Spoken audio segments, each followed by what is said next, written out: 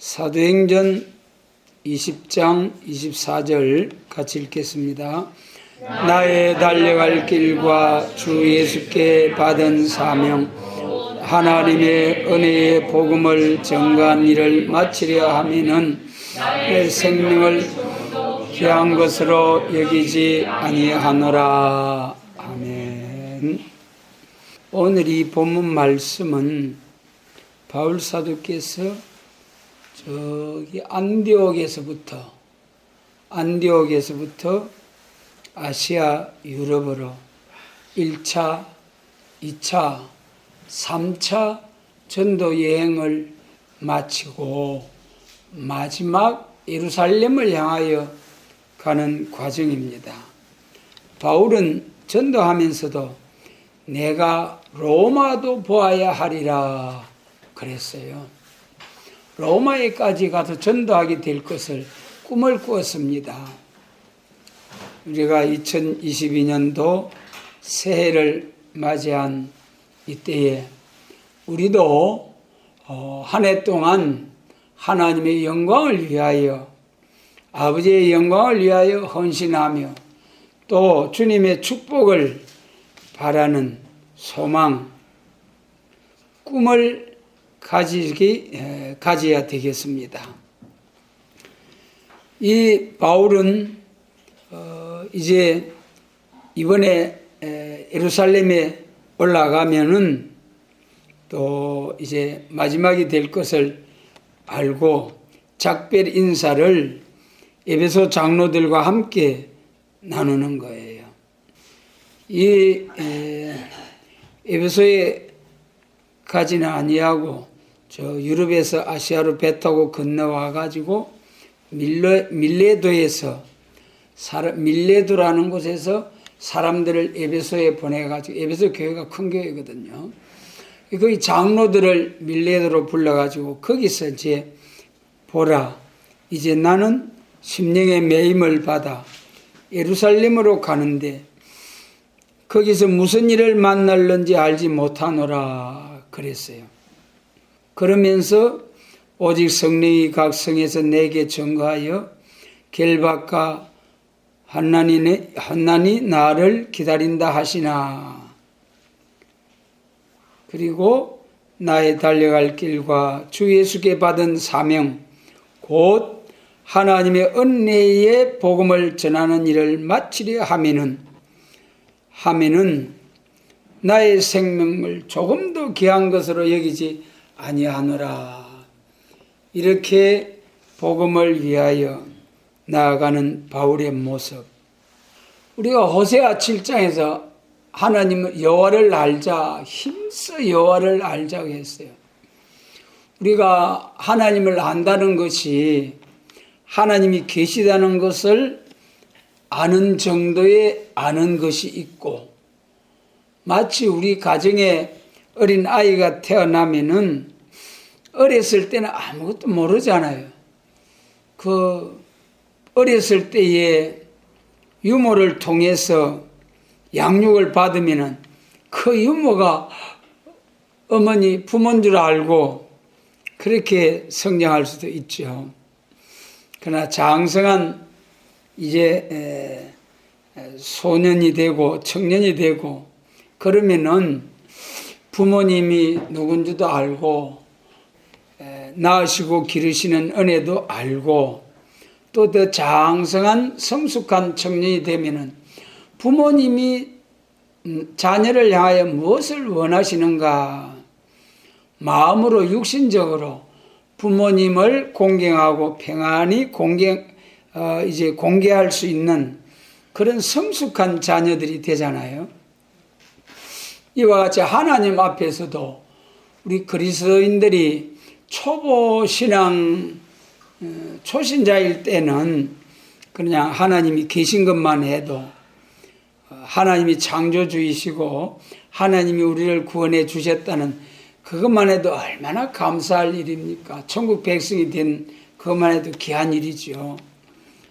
그러나 거기서 이제 더 장성한 그리스도인이 되면은 나같이 죄 많고 허물 많은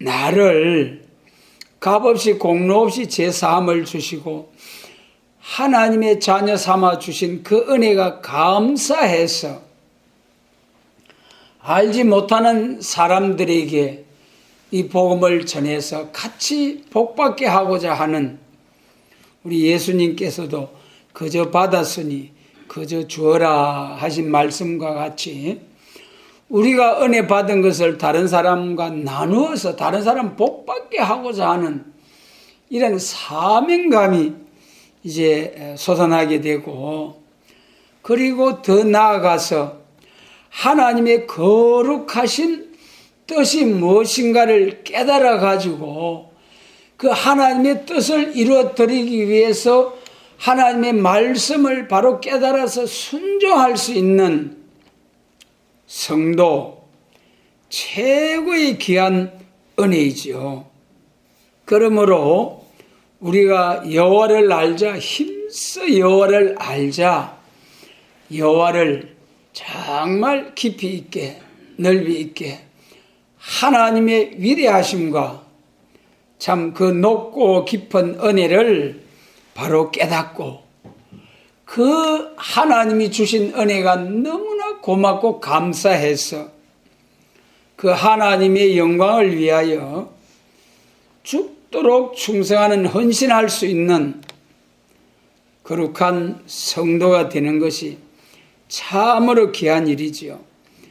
주 예수께 받은 사명 곧 하나님의 은혜의 복음을 전가하는 일을 마치려 하면은 나의 생명을 조금도 귀한 것으로 여기지 아니하노라.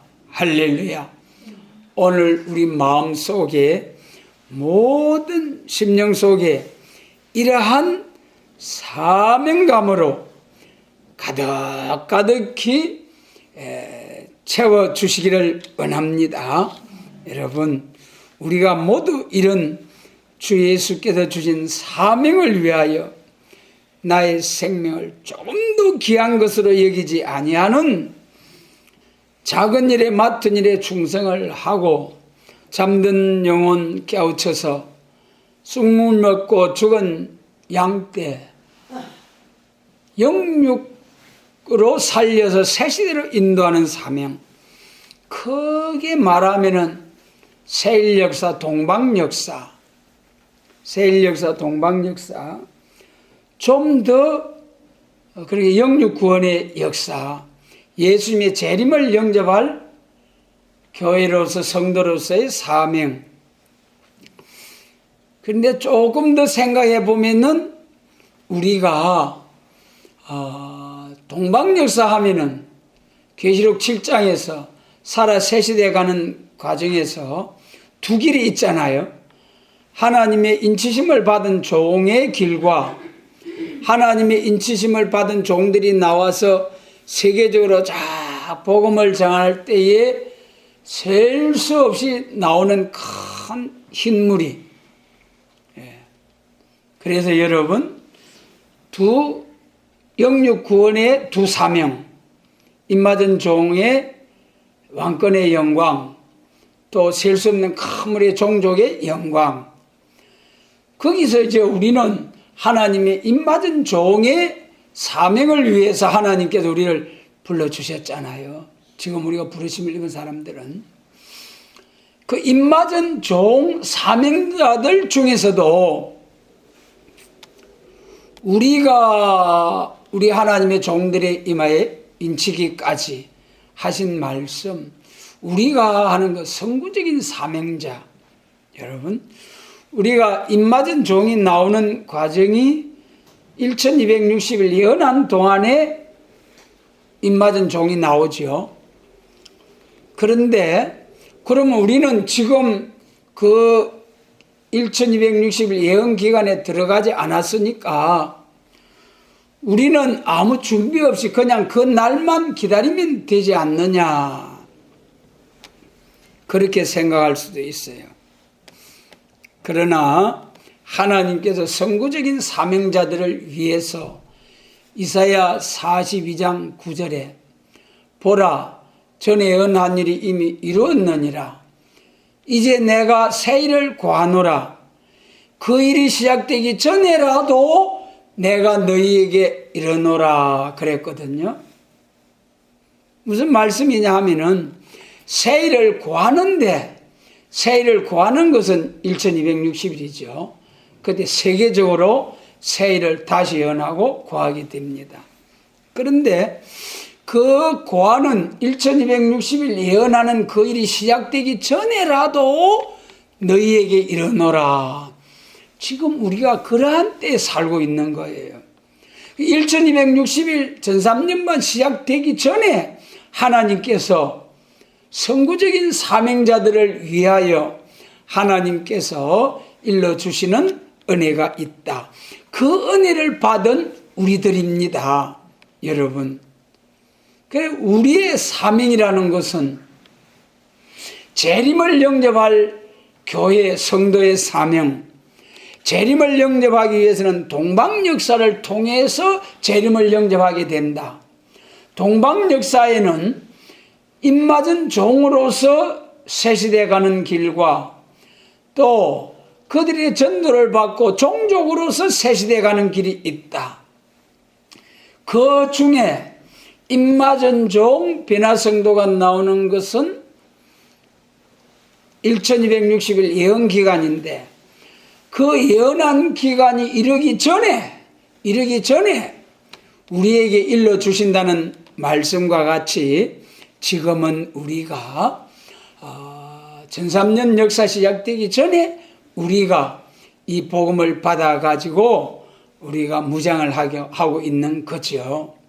그러니까 우리는 변화성도 14만 4천 중에도 선구적인 사명을 위하여 하나님이 지명하여 부르셨다는 것을 아시고 이 선구적인 사명을 위해서 죽도록 충성할 수 있는 각오를 새롭게 하는 이 시간 되기를 원합니다. 여러분, 정말 감사하지 않습니까? 영혼구원 받는 교회에서 영육구원 받는 이것만 해도 얼마나 감사해요. 그렇잖아요? 우리가 영구원 받아서 할렐루야 할렐루야 하다가 이제 죽어서 몸은 흙으로 영혼은 낙원으로 나중에 부활해서 천국 가는 그것도 얼마나 감사해서 얼마나 많은 믿음의 선진들이 순교하기까지 목숨을 바쳐서 이 복음을 전해왔잖아요. 그런데 여러분, 죽지 않고 살아서 영육구원 살아서 재림 주님을 영접해서 새 시대에 간다는 거 너무 감사하지 않습니까? 그 중에도 하나님의 입맞은 종으로서 역사 다 마치고 계시록 20장 4절과 같이 첫째 부활에 참여하여서 그리스도로 더불어 1000년 동안 왕노릇하리라. 할렐루야. 그리고 21장에서 땅에서 왕노릇하는 자들이 그 영광을 가지고 거리로 들어오리라. 천국으로 들어가서 거기서 영원 무궁토록 예수님과 함께 왕노릇하는 이 복된 사명. 할렐루야. 여러분, 좀 감사가 됩니까? 진짜 감사해야 돼요. 진짜 여러분, 사명은 주님께서 주신 사명이라고 그랬죠. 하나님이 지명하여 부르셔서 사명자로 쓰신다고 하셨죠. 나의 나됨은 하나님의 은혜로라.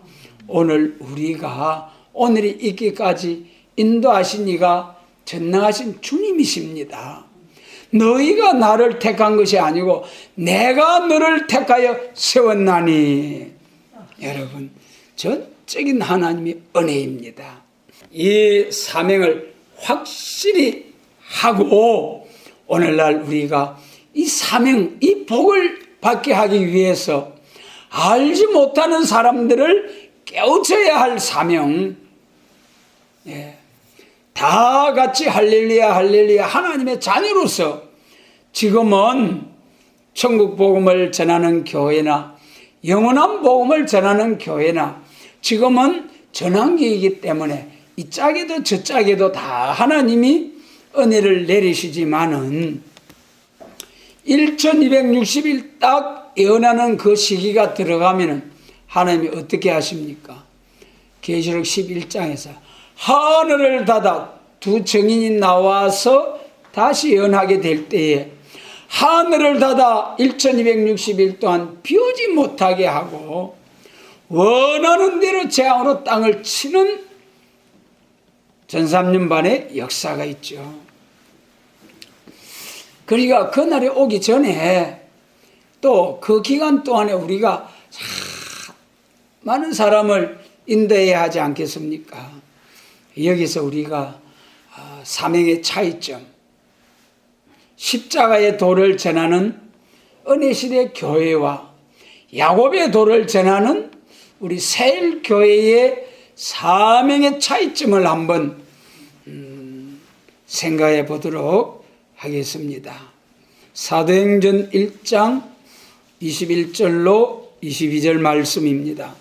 이러함으로 요한의 세례로부터 우리 가운데서 올려 가신 날까지 주 예수께서 우리 가운데 출입하실 때에 항상 우리와 함께 다니던 사람 중에 하나를 세워 우리로 더불어 예수의 부활하심을 전갈 사람이 되게 하여야 하리라 하거늘. 아멘.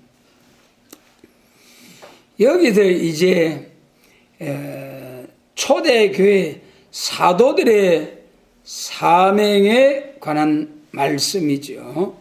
초대교회 사도들에 관한 말씀. 이제 12사도 중에 가룟 유다가 참으로 불행하기도, 여러분 우리도 조심해야 됩니다. 가룟 유다가 부르심을 입어서 예수님이 전도하실 때에 끝까지 마지막까지 따라갔잖아요. 마지막까지. 그런데 마지막에, 정말 마지막 중에 마지막에 참 예수님을 은30에 팔아서 정말 참 불행해지고 말았죠. 그 돈을 자기가 사용하지도 못하고 목매어 죽었는데 창자가 터져 나와서 죽었더라. 참으로 불행한 일이죠. 사도 중에 한 사람이 거리나무로 대신 세우기 위해서 사도들이 언론하고 하는 말씀이죠.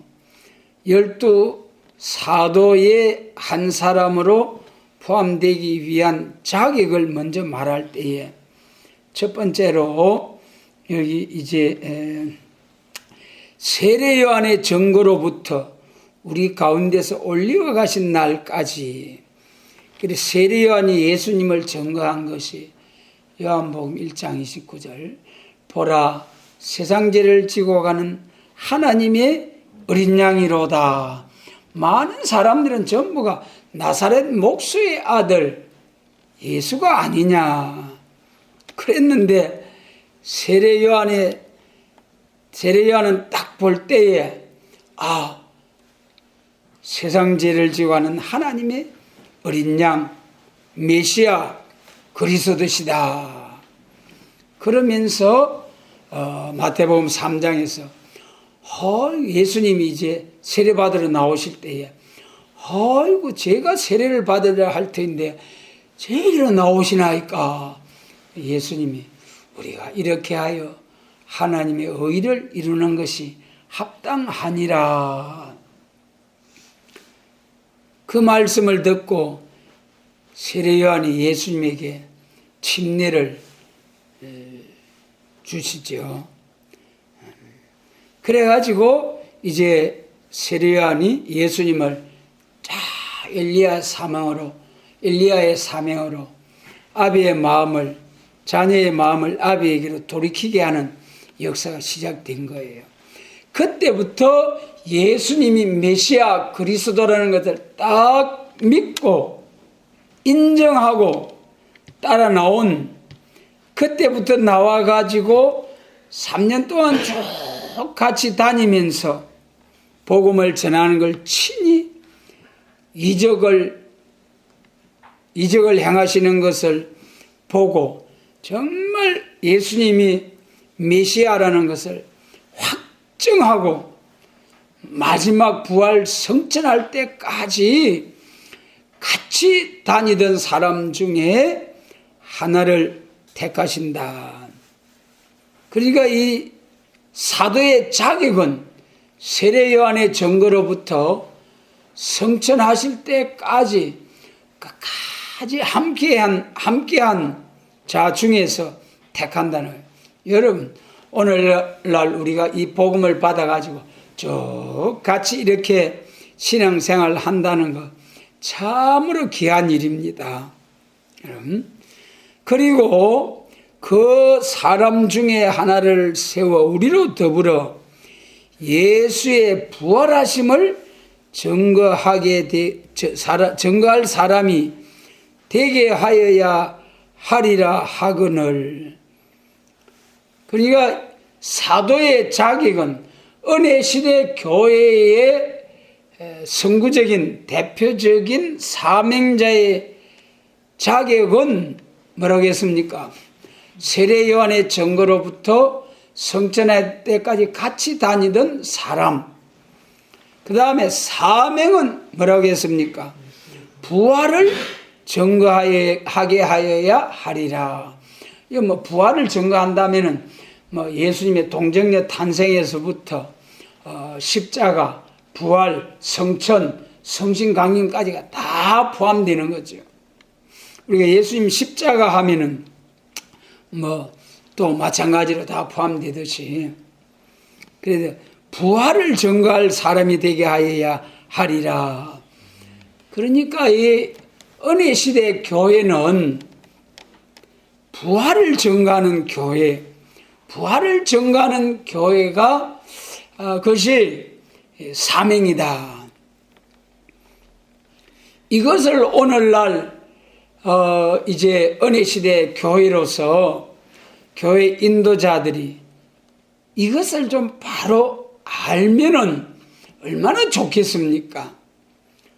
베드로 사명의 은혜시대 교회의 사명은 부활을, 무덤에서 부활하셨다. 그 예수님이 성령을 부어주셔서 성령님의 역사를 통해서 우리가 장성한 분량에 이르기까지 신앙으로 성장하게 되는 과정, 최고의 아무리 신앙으로 성령으로 말씀으로 충만해도 이 베드로 계통의 사명자들은 절대로 부활해서 천국으로 가는 이 복음이 한계점이다. 거기까지가 한계다. 그 다음에 이제 또 요한계시록을 통한 사명을 보겠습니다. 우리 요한계시록 10장 말씀입니다.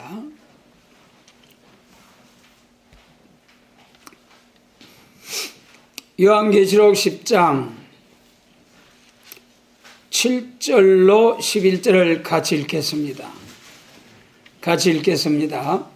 일곱째 천사가 소리내는 날 그 나팔을 불게 될 때에 하나님의 비밀이 그종 선지자들에게 전하신 복음과 같이 이루리라.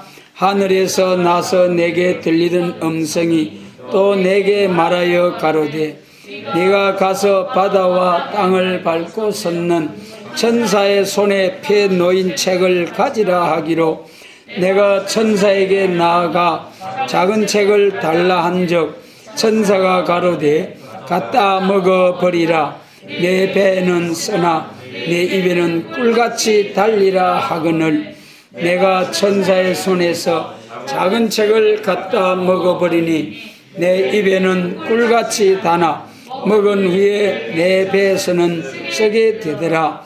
저가 내게 말하기를 네가 많은 백성과 나라와 방언과 임금에게 다시 연하여야 하리라 하더라.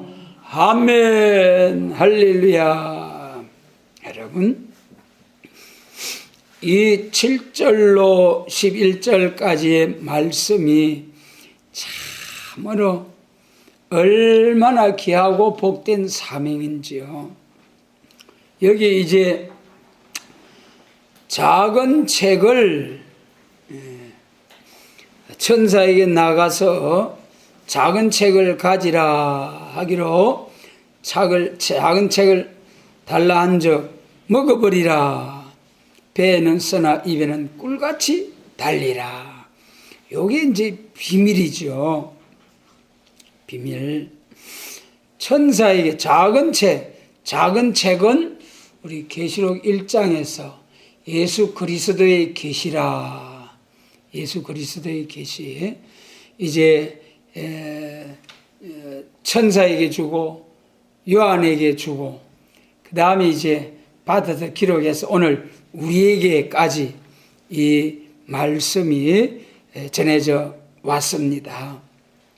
계시록 1장에 그 예수 그리스도의 계시, 그 다음에 이제 5장에서 하나님의 오른손에 책이 있는데 이 안과 밖으로 가득히 기록되어져 가지고 구원하는 일과 심판하는 일이 가득히 기록한 책을 펴서 열어 가지고 이 공개가 되어져야 되는데 아무도 이 책을 받아 뗄 사람이 없어서 90노령의 요한 사도께서 콱 울어버렸잖아요.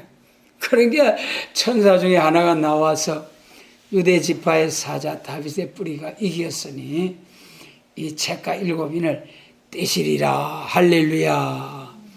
그래가지고 이제 신성과 인성을 가지신 예수님 십자가로 승리하셔가지고 하나님과 우리 사람 사이에 중보가 되시는 예수님, 또 성령으로 7명의 역사를 보내신 예수님, 이 세 가지 조건을 갖춘 예수님만이, 유일하게 예수님만이 이 책을 뗄 수 있다는 것을 말씀하시면서 딱 예수님이 책을 받아 떼니까 그 9절 이하에서 할렐루야 하면서 천천만만의 천사들도 만물들도 내 생물과 24장로들도 전부가 새 노래를 부르면서 찬송하는 것이 이제 그 5장 9절 이하죠. 그 작은 책이 곧 요한 계시록이다. 그리고 여기서도 책을 갖다 먹어버리라. 이 성경 전체가 다 성경책입니다만은 여기서 말하는 것은 요한 계시록 작은 책 22장으로 구성되어 있죠. 그러나 그 내용으로 보면은 이 계시록이 성경 전체를 담고 있습니다. 여러분, 우리가 또 한번 복습합시다. 성경 요한 계시록은 선지서를 요약 압축해 놓은 계시록이다. 그러므로 계시록에서 핵심 요점을 바로 알아가지고 선지서를 세밀하게 짝을 맞추어서 재림을 증거해야 된다. 그러면은 이 선지서는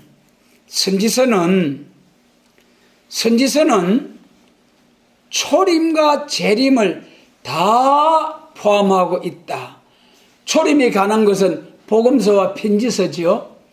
그러니까 계시록을 통해서 선지서를 알아야 되는데 선지서를 자세히 구약 역사 종말의 선지서를 자세히 알게 되면은 계시록을 통해서 선지서를 알게 되는데, 선지서는 초림과 재림을 예언한 말씀이다. 우리 잘 아시는 바대로 선지서의 세 가지 요점, 메시아가 와서 세계적인 복음운동, 이것이 이제 은혜 시대, 복음서와 편지서, 그 다음에 교회가 부패할 때에 북방 환란이 올 때 동방에서 새로운 종과 교회가 나온다.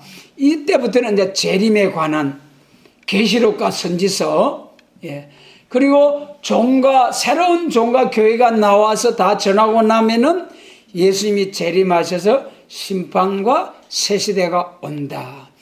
이것이 선지서의 세 가지 요점. 그래도 첫 번째 거는 복음서와 편지서를 통해서 이루어졌잖아요. 그 다음에 이제 재림에 관한 것이, 선지서에 기록된 재림에 관한 말씀이 요약해서 계시록으로 딱 작은 책으로 사도 요한에게 머물러 둔 요한의 사명을 위해서 요한에게 주신 것이다. 그러면은 여러분, 이 선지서는 어디에서 나왔다고 했습니까? 율법서에서, 이스라엘의 역사에서 나온 거죠. 이스라엘 역사.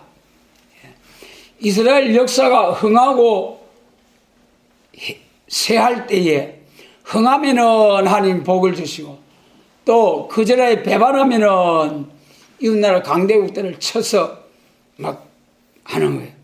그런데 육적 이스라엘 종말에 이제 하나님께서 총체적인 부패가 올 때에 이제 하나님이 정하신 때가 되어서 이방의 빛이 되는 세계적인 종교로 발전해야 할 때가 되어서 구약 종말에 이스라엘 부패가 오고 할 때에 선지자들을 들어서 선지서를 기록하게 했죠. 그러니까 선지서를 자세히 알기 위해서는 이스라엘의 그 역사서를 부지런히 공부를 해야 됩니다. 여러분. 그래서 우리가 이 사무엘 상하로부터, 사사기로부터 쭉 참 역사서를 공부를 해야 선지서의 그 배경이 잘 드러나서 선지서를 역사적으로 잘 우리가 이해하고 바른 해석을 할 수 있는 그러한 역사서가 뒷받침이 되어야 됩니다. 그러면 이스라엘의 역사는 무엇에 근거해서 나온 겁니까?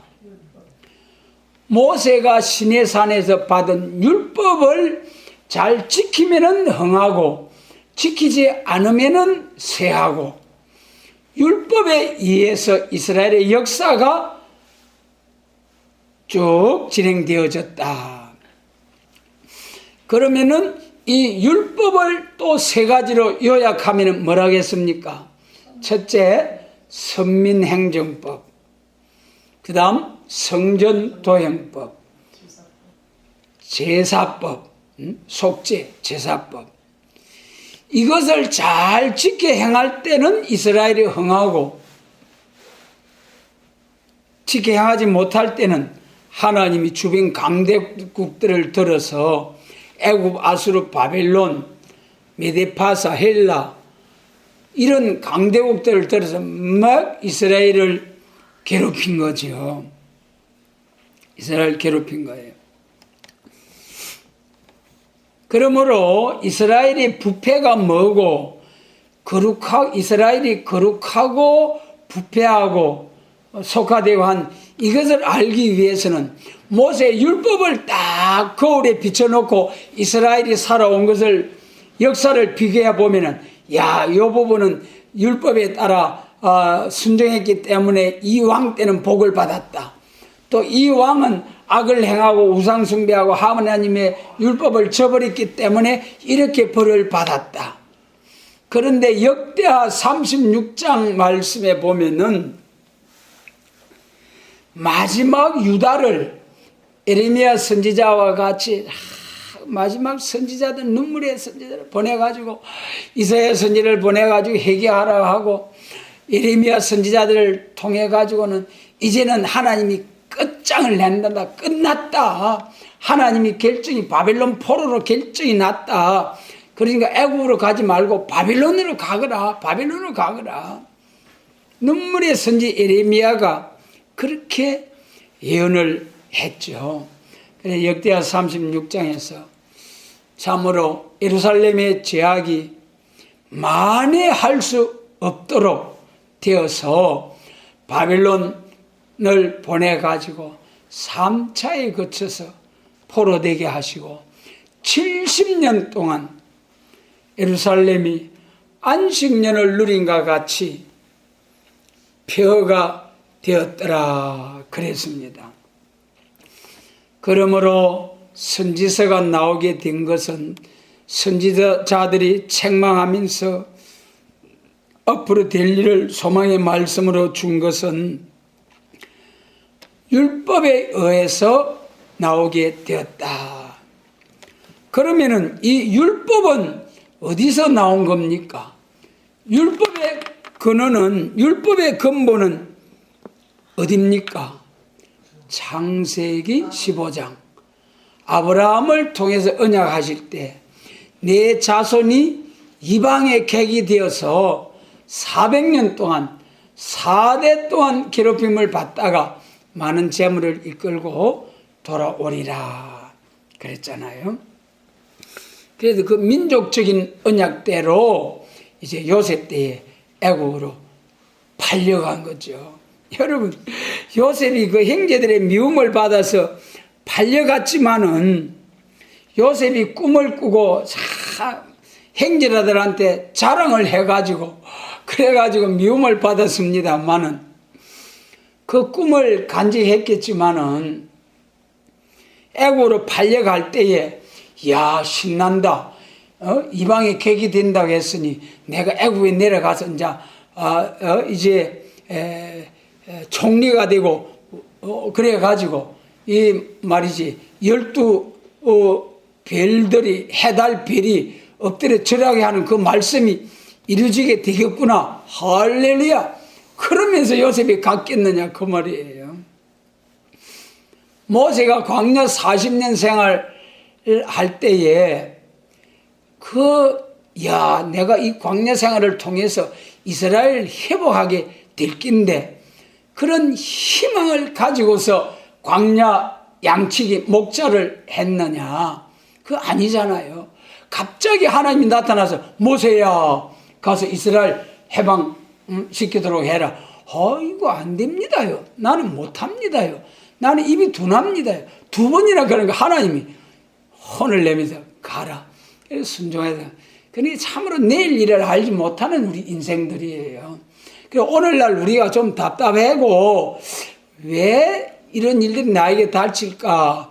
그런다 할지라도 우리는 감사함으로 잠잠히 주님의 뜻이 나타날 때까지 기다리고 좋으신 하나님, 합리까지 선을 이루시는 하나님이라는 것을 믿고 나가면은 하나님이 사랑의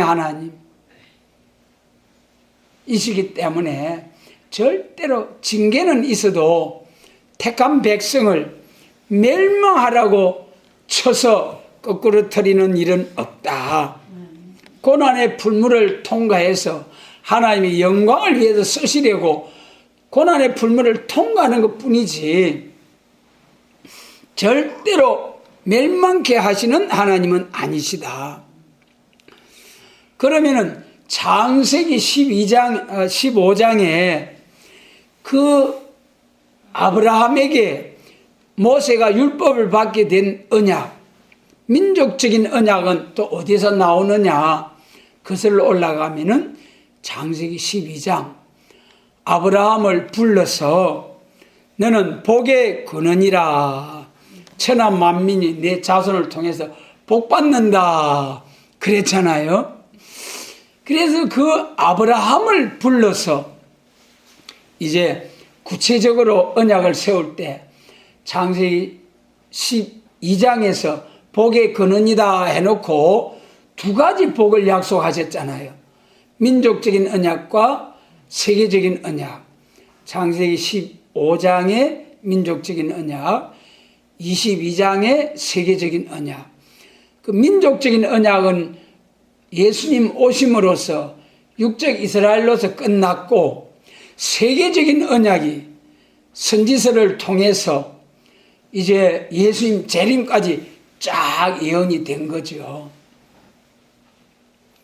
그것이 이제 창세기 12장에서 복의 근원이다. 복의 근원이 민족적인 언약, 세계적인 언약, 구분이 된 거예요. 그 다음에 또 그슬로 올라가면은 창세기 9장에서 셈의 하나님을 찬송하리로다. 셈의 자손 중에 아브라함이 나온 거죠. 12장에서 아브라함이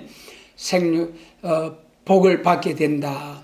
그 다음에 더 그슬로 올라가게 되면은 이제 창세기 1장 28절. 우리 인생의 복된 사명.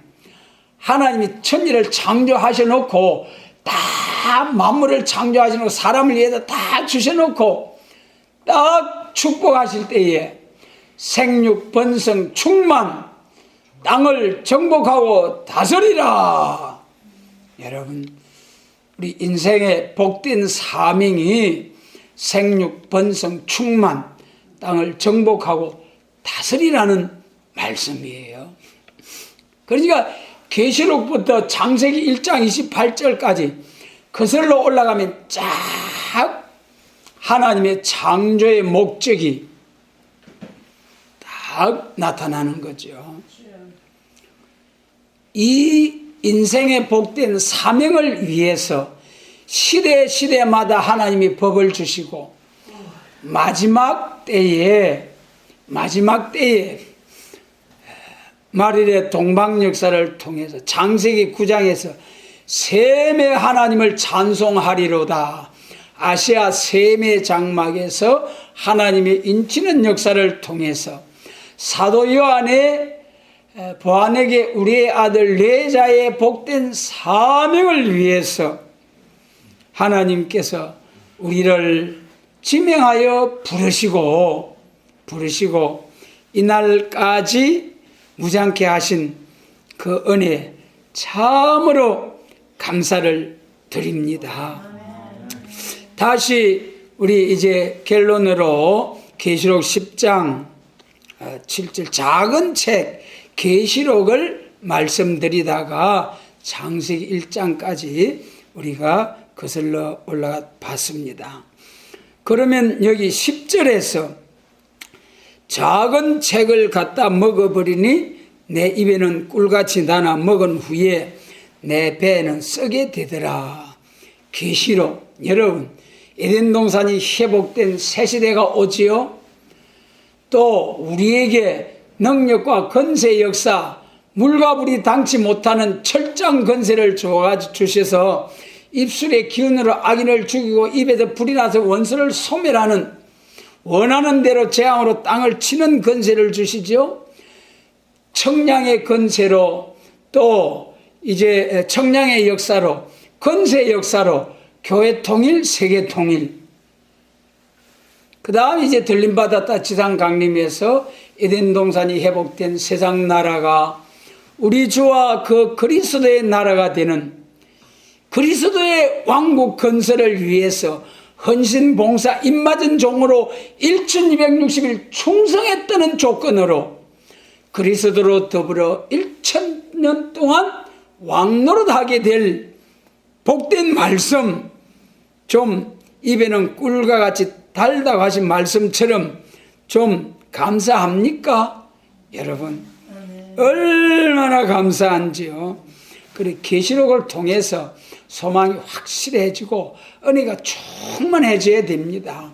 그리고 계시록을 통해서 성경 요점, 획선, 딱 골격이 딱 바로 세워지고 창세기로부터 계시록까지 딱 획선이 노선이 딱 세워지고, 그 중에서 이 시대에 계시록을 다시 연할 사명자, 그러니 다시 일어날 사명자는 입에는 꿀같이 다나 배에는 썩게 되더라. 이것이 뭔 말이냐 하면은요, 이 복음을 알면은, 이 복음 모르고도 멸공, 오늘 천하가, 이 나라가 다 중공에 가서 사업하면서도 눈치를 볼 수밖에 없는 상황에서 오늘날 이 나라 눈치를 볼 수밖에 없는 정권 교권 아래서 그런 자기의 그 의사를 표현하고 그렇게 당당하게 나오는, 여러분, 그래서 오늘 우리 교회가 입에는 다나 배에는 쓰다는 것은 계시록을 바로 우리가 깨닫고 보니까 진짜 사회적으로 이제 정치적으로도 남북 평화 협상 시대가 오잖아요. 대걸 냉전 시대에서 협상 시대, 정치적으로 교회도 교권주의자들이, 여러분, 이 계시록 예언의 말씀이 아니면은 전부 다 사람의 지혜 지식으로 생각하면은 반드시 핵전쟁이 일어나면은 계시록 7장 1절처럼 땅과 바다가 피해를, 인류가 파멸되는 핵전쟁이거든요. 그래, 어떻게 하든지 핵전쟁만은 막아보자. 이것이 오늘날 정신작용으로 사는 지식인들의 그 정치, 경제, 종교 모든 면에서 핵전쟁만은 막아보자. 그러기 위해서는 공산주의, 자본주의가 적당한 선에서 협상 타협을 해야 된다. 그것이 청황색 말이죠. 사는 것 같으나 죽는 길, 청황색 말. 이름은 사망이라. 그러므로 우리는 이 계시록의 복음을 받고 보니까 정말 공산주의가 용의 건세 받았죠. 그러니 용으로 건세 받고 나오는 것이 공산주의. 용의 감화를 받은 자들이 우리 주변에 있는 무신론자들, 마귀 아래 있는 자들. 그러므로 우리가 이 멸공 전하면서 공산주의와 끝까지 싸워가지고 평화통일은 없다, 평화통일은 사기다, 평화통일은 속는 것이다, 이렇게 하면서 멸공을 선포하게 될 때 정치인들로부터도 경제인들로부터도 또 WCG 협상하는 교권주의자들로부터도 전부 다가 우리가 무시와 멸시와 짓밟힘을 당할 수밖에 없다. 앞으로 이제 그런 날이 옵니다. 지금은 이 기성교회나 우리 세일교회나 전부 다 같이 참석을 하고 있지만은 앞으로 협상이 잘 되어서 평안하다, 안전하다 할 때에 70년이 참나이 됐잖아요. 정말 협상이 잘 돼가지고 평안하다, 안전하다 할 그때 우리에게 진짜 쓰게 되는 그날이 온다. 그런데 그런 시련, 고통, 이제 핍박이 와도 끝까지 죽기를 각오하고 순교자 동무의 사상으로서 이 복음을 지켜나가게 될 때에 그때 이제 하나님께서 됐다, 받아라 하고 인정을 하는 것이 사명 11절. 우리가 다시 한번 읽겠습니다. 11절. 저가 내게 말하기를 네가 많은 백성과 나라와 방과 임금에게 다시 연하여야 하리라 하더라. 할렐루야. 다시 연할 사명. 그러니까 이 다시 연할 재림을 영접할 교회의 사명의 자격은 뭐라고 했습니까? 재림을 영접할 교회의 사명자의 자격은 작은 책을 꿀같이 먹고 계시록을 꿀같이 먹고 시련을 통과한 자, 시련을 통과했을 때에 사명자의 자격이 주어지는 것이고, 그러면은 사명은 무엇입니까? 나가서 해야 할 사명, 다시 예언할 사명. 그러므로 우리가 오늘날 천국 복음을 전하는 교회의 사도의 선구적인 대표의 자격은 세례 요한의 증거로부터 성천할 때까지 같이 다니던 사람 중에서 자격이 있고, 사명은 뭐라고 했습니까? 부활을 증거하게 하여 하리라. 그 다음에 재림을 증거할 교회의 사명자의 자격은 뭐라고 했습니까? 작은 책을 꿀과 같이 먹고 시련의 과정을 통과해서 인정을 받아야 돼. 쓴 시련이 온다고 해서 아따 애따 못하겠다 하고 배아타버리고, 먹은 거 배아타버리고 기성께로 되돌아가 버리면 헛방. 끝까지 먹고 소화를 잘 시켜야 남은 자가 되어야 비로소 백성과 나라와 방과 임금에게 다시 예언하여야 하리라. 할렐루야. 다시 예언한 은사 예언이 아니고 7절에 있는 말씀, 그종 선지자들에게 전하신 복음을 다시 예언하여야 하리라. 여기서 우리 기성교회는 그거는 이스라엘의 역사일 뿐이다.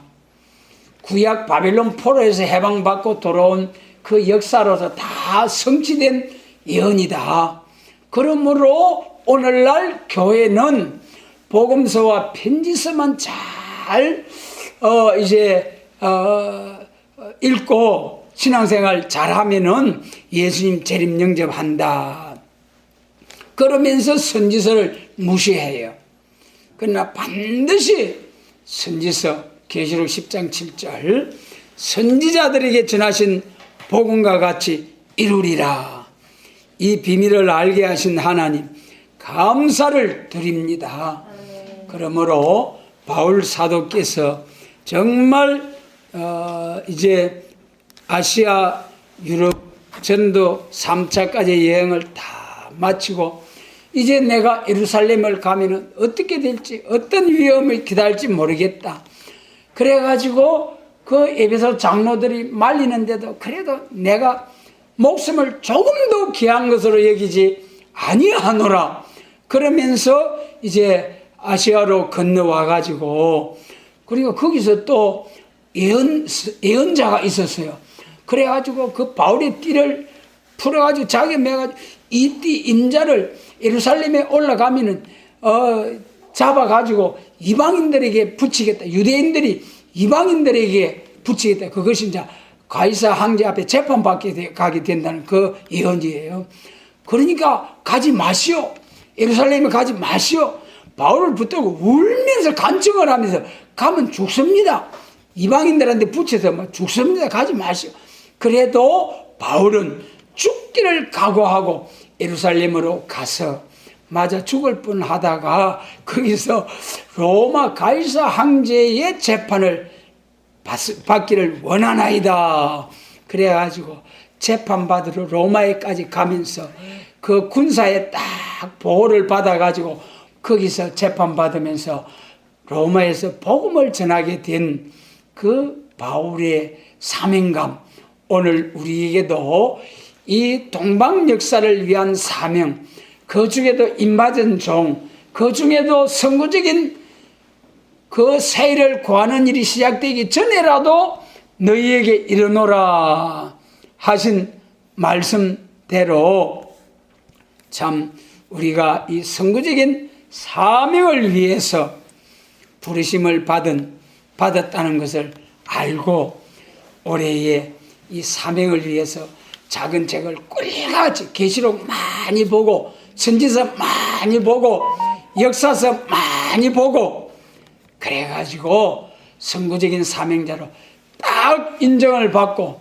다시 예언할 수 있도록 계시록 11장에 가서 청량받고 건세 역사를 받아가지고 1260일 쫙 예언하고 하나님께 영광을 돌리는 이런 사명이 불타는 우리 모두가 되게 하시기를 원합니다.